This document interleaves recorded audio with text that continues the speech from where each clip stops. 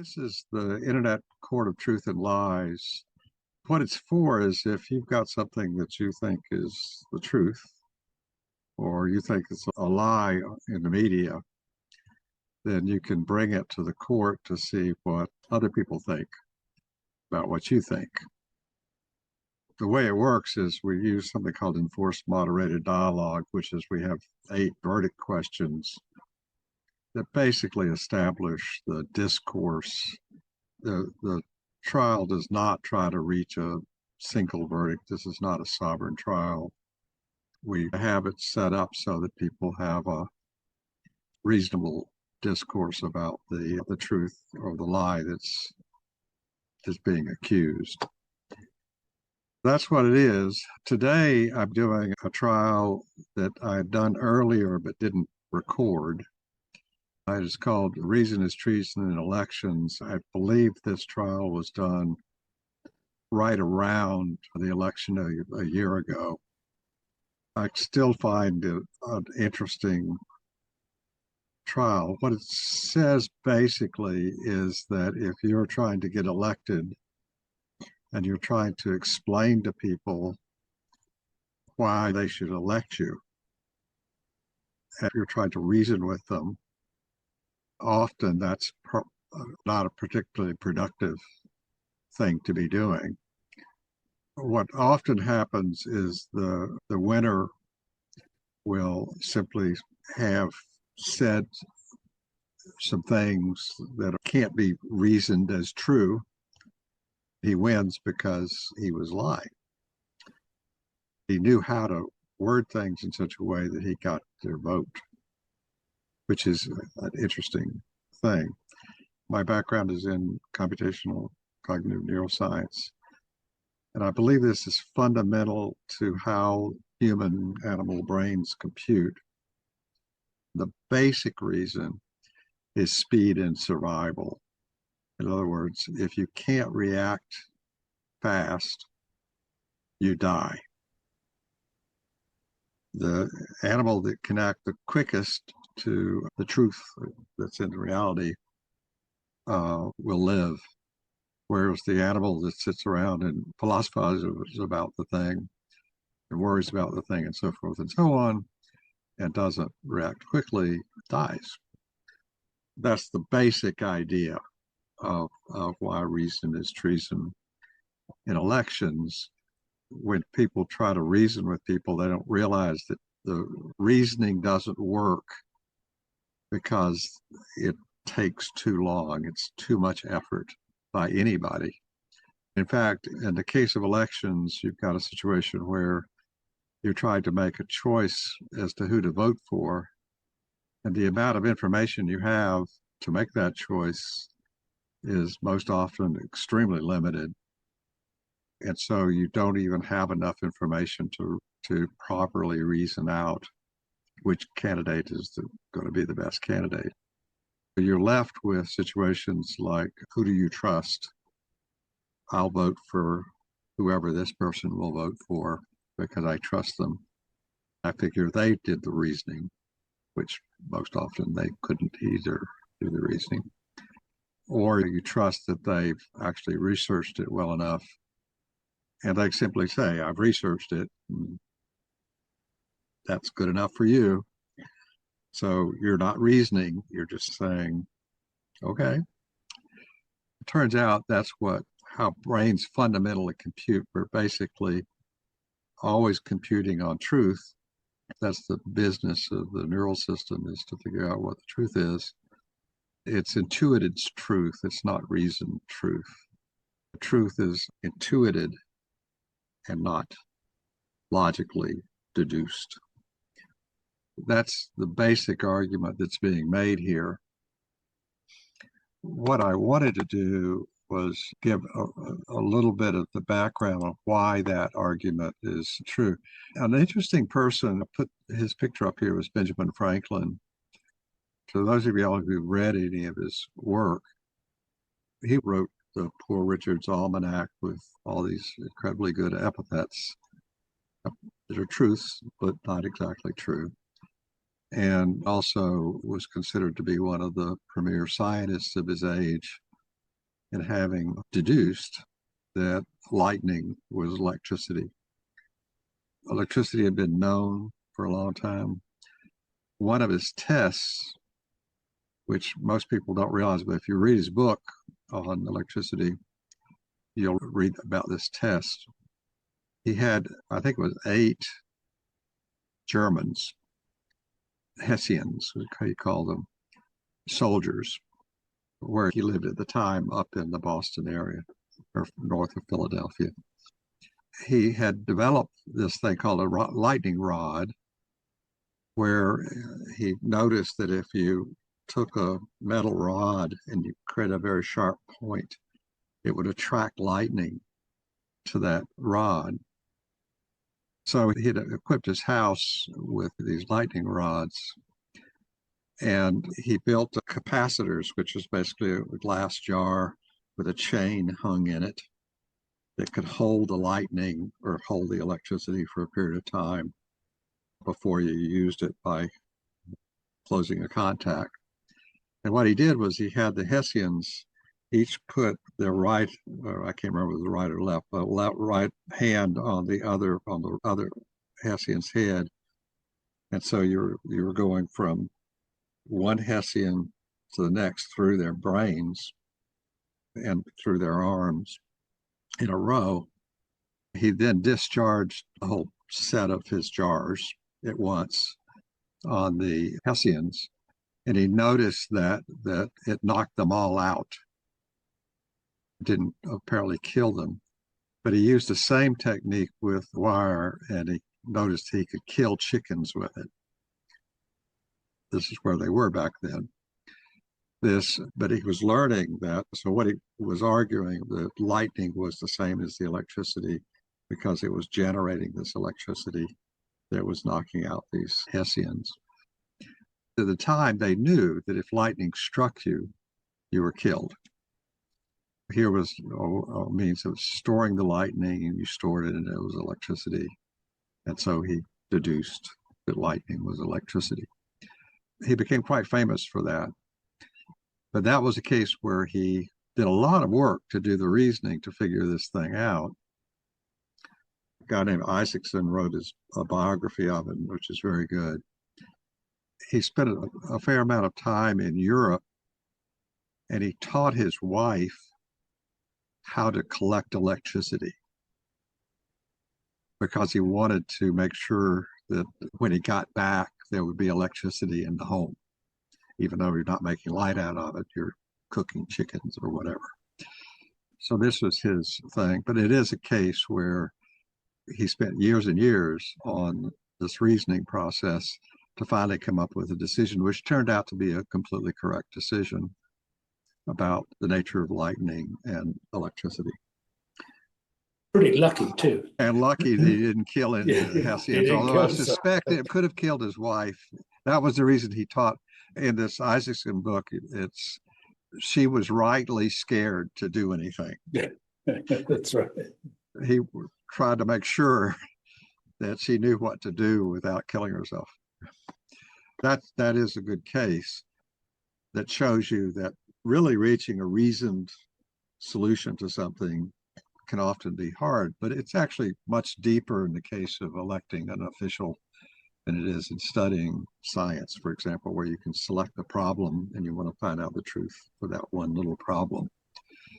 When you're electing an official, you're electing somebody who can do a lot of different things over whatever his tenure is as an elected official and be put in a lot of different situations.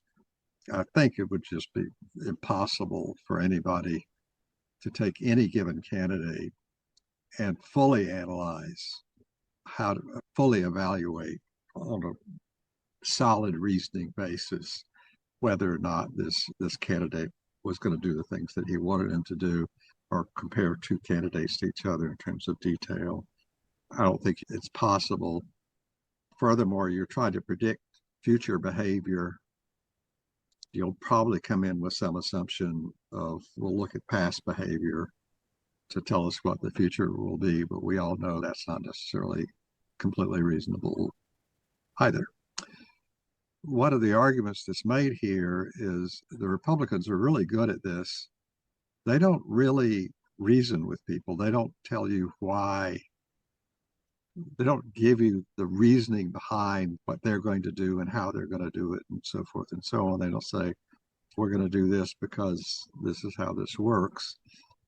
Democrats are noticeably trying to reason with people. What this paper is about is it says basically, if you want to win an election, don't necessarily reason with people. There are some tricks, and the Republicans know them pretty well. And actually, and some Democrats know them pretty well. That the first one is people will do what somebody they trust tells them to do. So they'll instigate mistrust of a competitor. They'll basically tell you, you cannot trust this other guy, because they know that that's the easiest way to get somebody to vote the way you want is they trust you and they'll vote that way. The other one that's discussed here is if you can associate deciding something based on a survival fear, even if they don't necessarily trust you, if they believe that the statement made with respect to that survival fear is true, they will go the way you want them to go. We had a case in this last election, which is the Republicans sent big cards. There's like 6 by 8 inch cards in the mail that just had one little statement on the cards, and there was like a dozen or so of these cards that were sent out every few days, and you'd get one of these cards. The card that I mentioned here that did this, which was a simple statement that fed on a survival fear. The statement was, Trump makes you safe. How anybody could have reasoned that, good luck. People believed it. And if you looked at the other ones too, you got this whole thing with each statement had something to do with a survival fear. All they have to do is get one of those statements to stick, and that, when you're voting, could turn the vote. So the argument to go through all the reasoning why you're a better candidate than the other candidate is probably a waste of time. You certainly, and I don't think anybody can really know for certain, there's no reasoning process that you can do that can absolutely tell you who would have been the better candidate, who would have better served in the role. That's the way it is. In this article, I basically said reason is treason. You're not servicing the needs of the electorate by reasoning with them. You need to be susceptible to reasoning. So if somebody asks you a question, you should be able to give a competent answer, a reasoned answer. But if you think you're going to get their vote because you gave a reasoned answer, you're probably mistaken, because the person hearing you will not hear you the same way you thought it. The argument I'm making is reason is treason, and winning elections is the truth. It's not a good strategy to win an election. Again, it's not that you shouldn't use reason in response to what people are asking. You shouldn't be trying to reason people into voting for you. Once you ask them to reason, you're barking up the wrong tree, because it's just, nope, it just can't be done. The brain just doesn't work that way. Is it the truth? The argument is simple. It's too hard for people to reason in general. They intuit things. So appealing simply to intuition always wins elections. I believe that's generally the truth. Is it the whole truth? I say yes. The reason I say yes is that this is substantially the real truth. It's sad, but it isn't sad because people are being evil. Our brains are evolved to intuit truth. Mechanism one is I'll believe who I trust. Mechanism two is I'll believe my survival depends on voting for this person. I'll believe that because that's a pretty significant thing for somebody to say. Then it goes down from there. I think it's the whole truth, although it looks like a bunch of people said no. Is it nothing but the truth? I said yes. Again, I think this is, from my point of view, is important enough. Elections just not a situation where you could be a scientist and determine who the correct candidate is. What is the deceit? My argument is, of course, there is no deceit. Is the deceit or truth intended?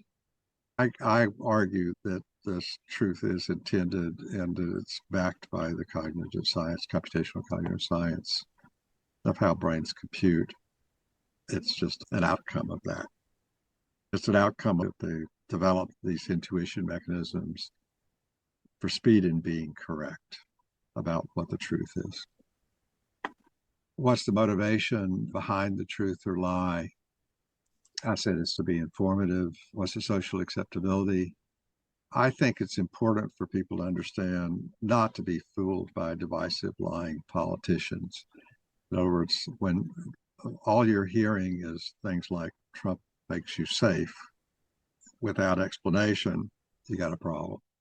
What label would improve the social acceptability of the truth or lie? I think it's good to let people know that nobody can really reason. Ben Franklin's a great example.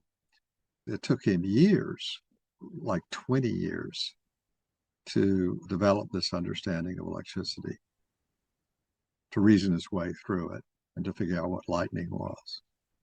One of his tests was the Hessian test, another one was a chicken test. There were about 6 or other tests to determine whether electricity and lightning are the same thing. Electricity is a thing.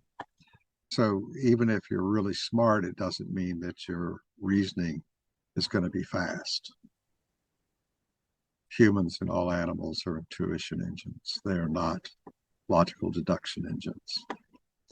What I'm going to do is go through the jurors and get each juror to give me a 30 to 40-second summary of their verdict, whether or not they think I'm completely crazy.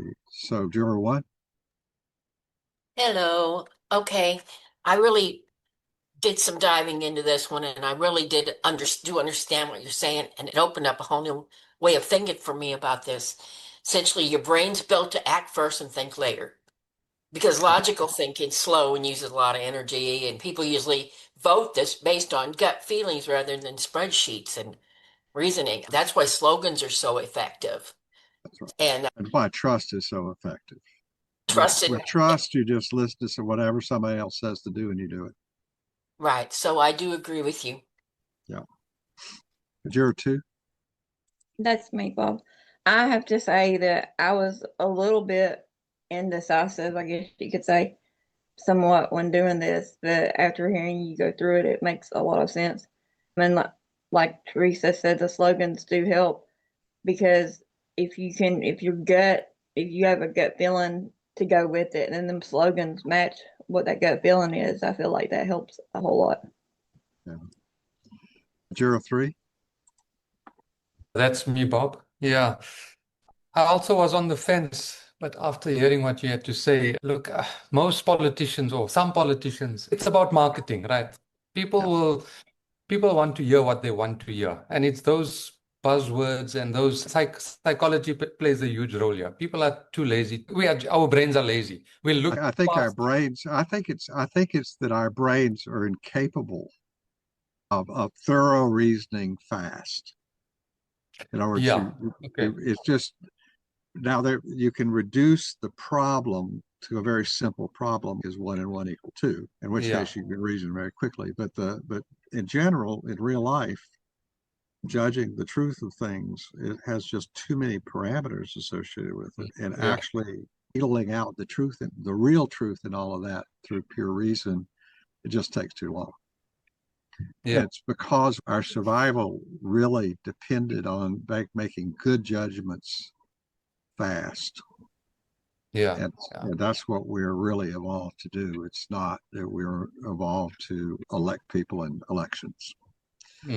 But that's where I agree with you, and where I somewhat disagree is because an election isn't a life or death situation.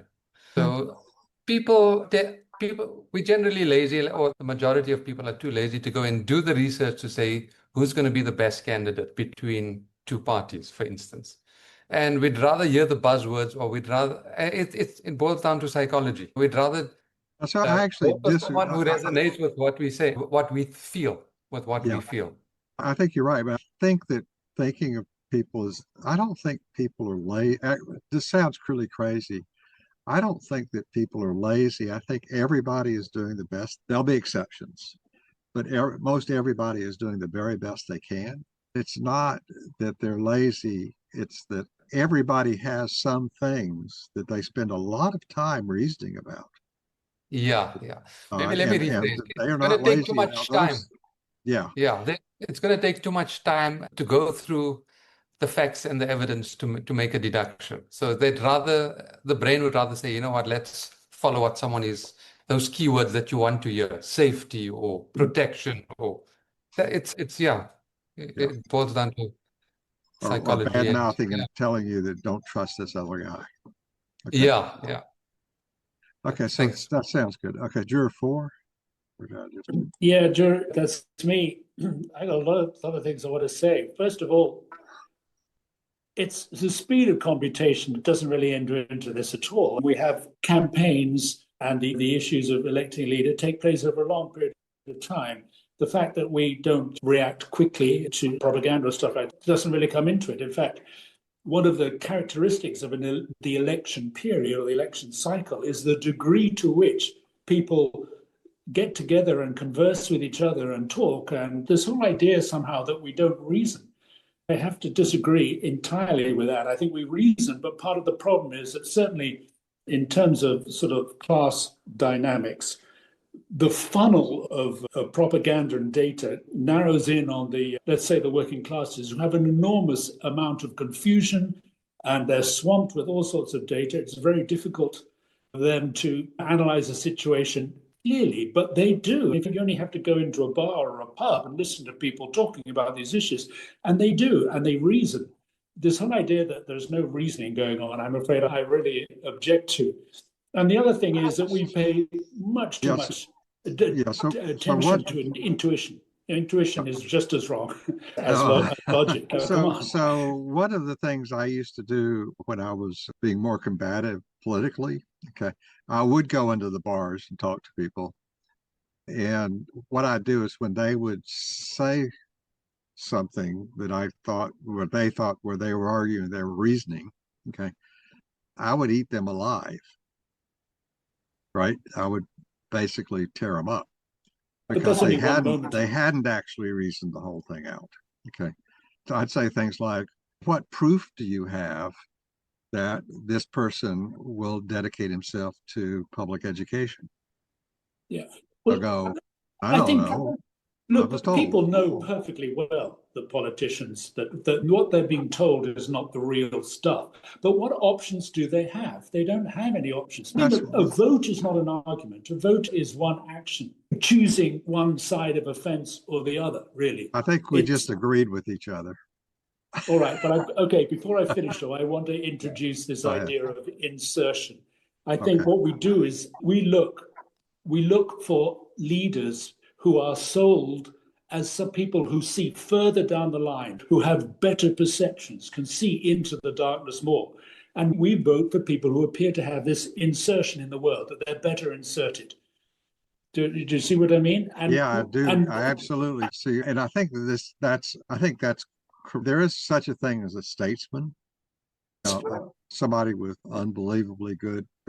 So there was a book, I wish I could remember the name of the book. There was a book that was written where the whole theme of the book was this idea that some people are just always right. They'll live their whole lives and they were always right. It's amazing that some people exist like this. And the whole topic of the book is, how does this happen? What's interesting is the guy's conclusion at the end of the book was they're just lucky.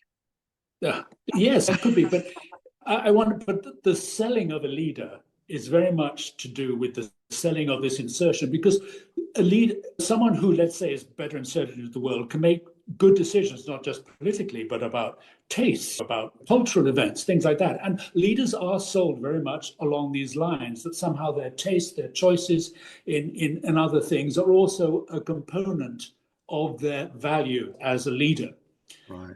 So that tends to confirm this idea of insertion, that we're looking for people who seem to be just better placed as a visionary or whatever, to see through to the end, or see further into problems, see further into lines of inquiry, all those sorts of things. This whole idea, I think, that is That's a good point. That's actually a good point. Yeah, that's a good point, because I would put that definitely below trust. If you trust somebody, you'll take their advice. Yeah, true enough. I think it's also below survival. Yeah. So if you think this person's going to kill you, you won't vote for him. Yeah. But the insertion concept, the ability of the person to have a precinct, when you hear those people, it's amazing. I think that's actually really true. Yeah, that's true. I just want to make one more point about polling and the way that we try and analyze what's happening to populations, to peoples during these election cycles, is that ideas have their own life cycles. And these are never recognized by pollsters. They seem to take one snapshot of the moment and think that's it. But these ideas develop and mutate in amongst the populations, which suggests to me that there's a ratiocination going on, even if you don't think that the outcome is logical. Yeah, I had a very unfortunate experience once. I was involved, this was back when I was a graduate student, but I was involved in some meeting that had some national politicians in it of some sort. And I met a guy, and I can't remember the real detail here, other than he was representing one of the presidential candidates. Remember, I went to school at University of Virginia, so that's right below Washington. What he said to me, and I'll never forget it, he said he can take any idea that I could give him, and he could have everybody in South Carolina talking about it by 3 p.m. that afternoon. And I looked at him, I said, "What are you talking about?" He said, "I can do that with any state in the union." This is crazy. I'll never forget it. And he was a senior guy, much older than me, and he was quite serious about it. This business of people talking to each other. They have enough people placed, and enough who will carry a message, that they can get these large numbers of people talking about things, unaware that they're being manipulated. I do understand that, but that's not the only thing that's in people's minds. Just because there's a popular moment in which people want to join in with, the mimetic impulse, but that's not everything. It's interesting. So juror 5. Yeah, this one's me. All right, we take Malcolm Gladwell's Blink. We add it to Gad's Odds, The Parasitic Mind. Yeah. We multiply them times Douglas Murray's Strange Death of Europe and the West, and this is exactly what they're describing. Yeah. The issue here is not that reason is treason per se. It's a catchy phrase, don't get me wrong, but the issue here is that people make snap decisions based on emotion, based on, Gladwell refers to them as like thin slices of experience. The problem here is that people make snap decisions that have consequences that are based on nothing. Yeah. And I deal with this constantly, especially in the context of anti-Semitism. And it's pathetic, but people will make irrational decisions for emotional reasons and feel completely validated. And the fact of the matter is, most people, and by most people, the vast majority of the affluent West, they have full bellies and a working TV, and they have no interest whatsoever in being educated on anything. So, yeah, they're not changing. And you're absolutely right that it makes a lot more sense to just be a fearmonger. And dude, all right, look, you can't lay fear-mongering at the Republicans' feet exclusively. Come on, man.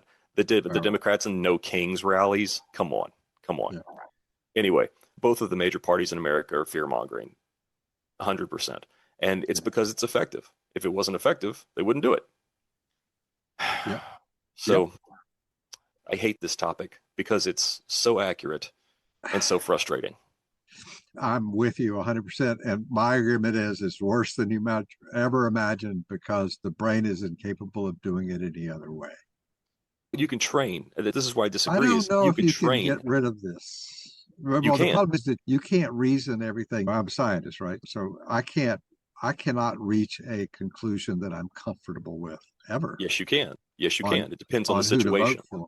On It who to depends on the vote for. situation. Well, For not example, on who to vote for.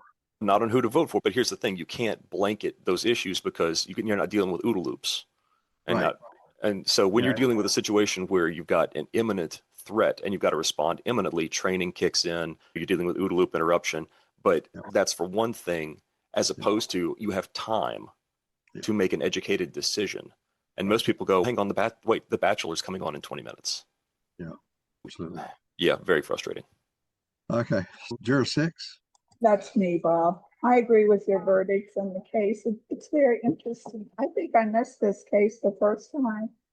But two things I thought what Teresa said I related to on advertising, because back in the old days, they called it a jingle. And everybody remembered the company because of the jingle. It would be something creative, dippity doo dah, Yeah. a little babble do ya, things like that.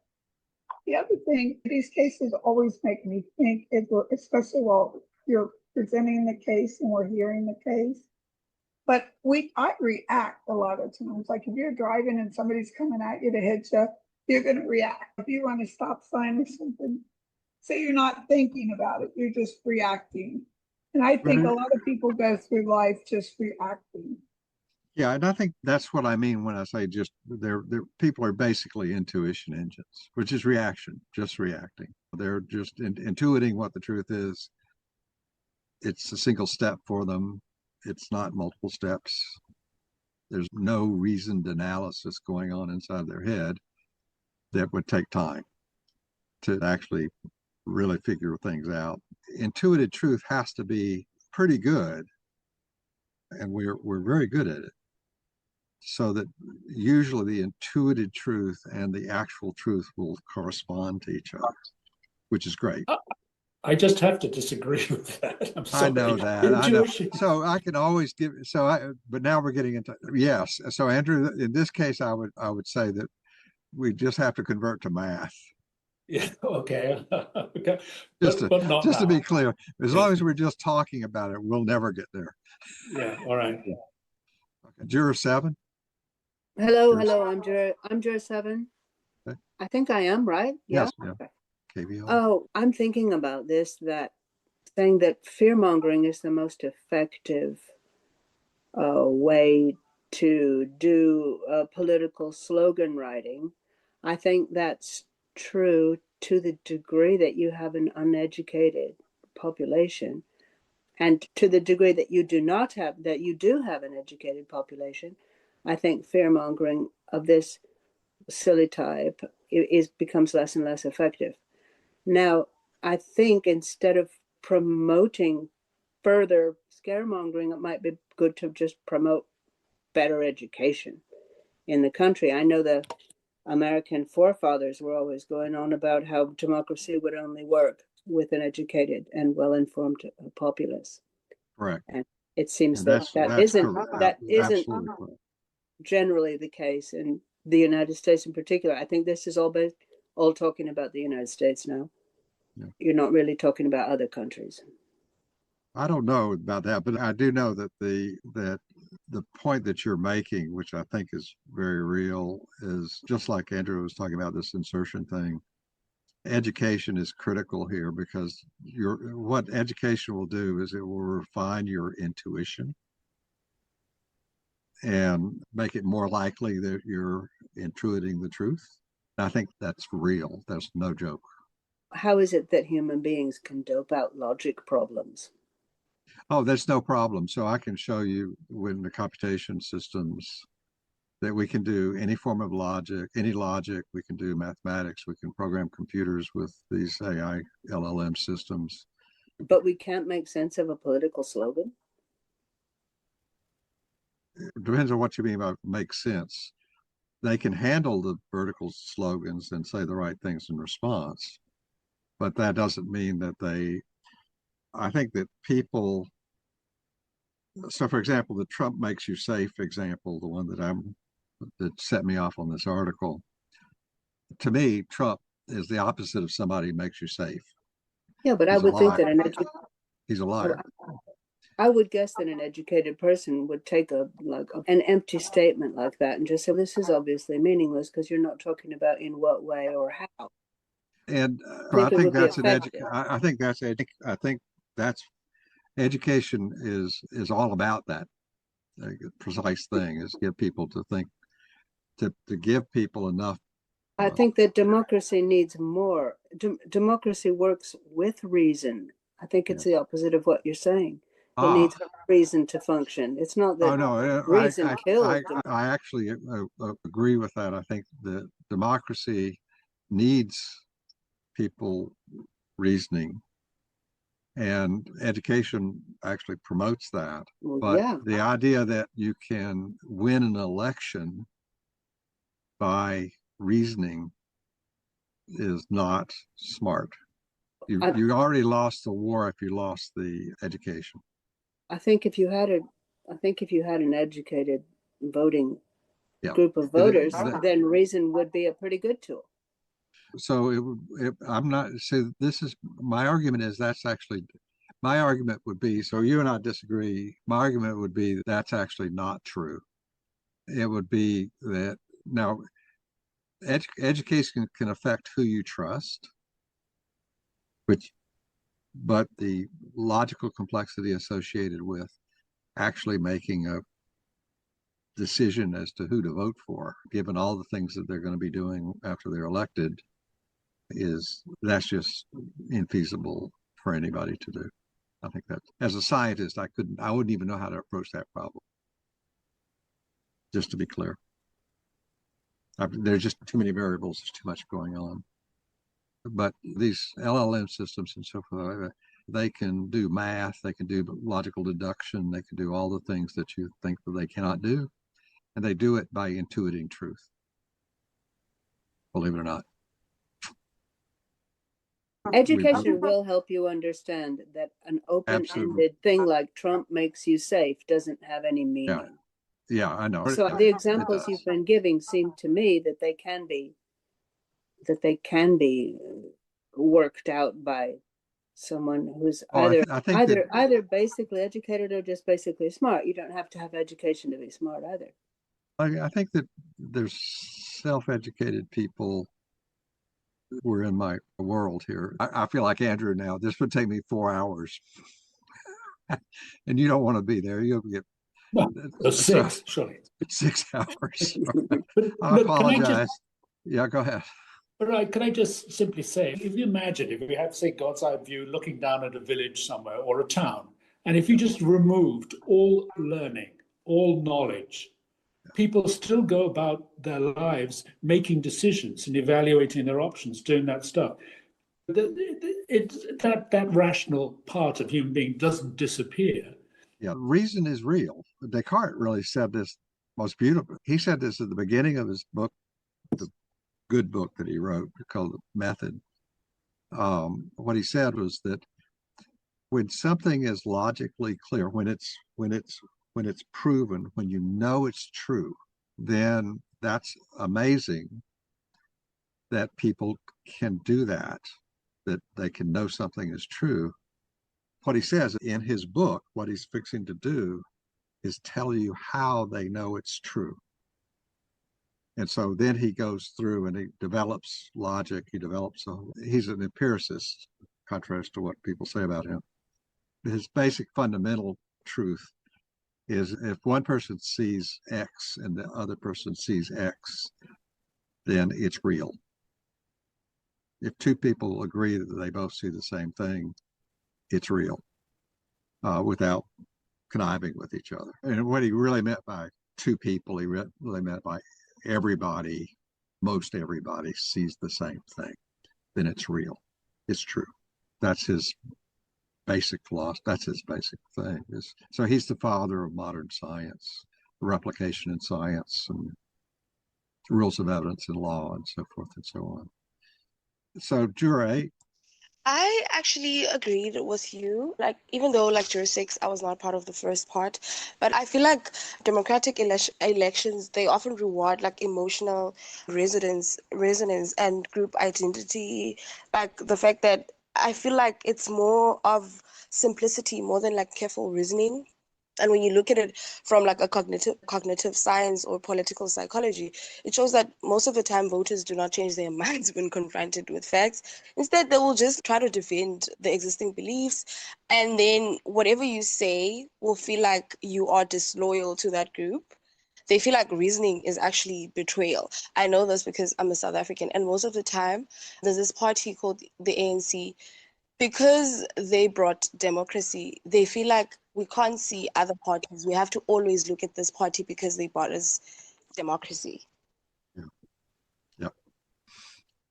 Before we leave here, what I want to do is show y'all two things. One of them is if you go to Internet Court of Lies, we did make one change in terms of what Internet Court of Lies is about. Originally, this said Internet Court of Truth and Lies is patent pending, but in fact, the patent issued over a year ago. So we're patented. What you're encountering, this system is fully patented under U.S. law and so forth. And I think that Internet Court of Truth and Lies was my idea, wasn't it? Adding it. Yeah, it was yours.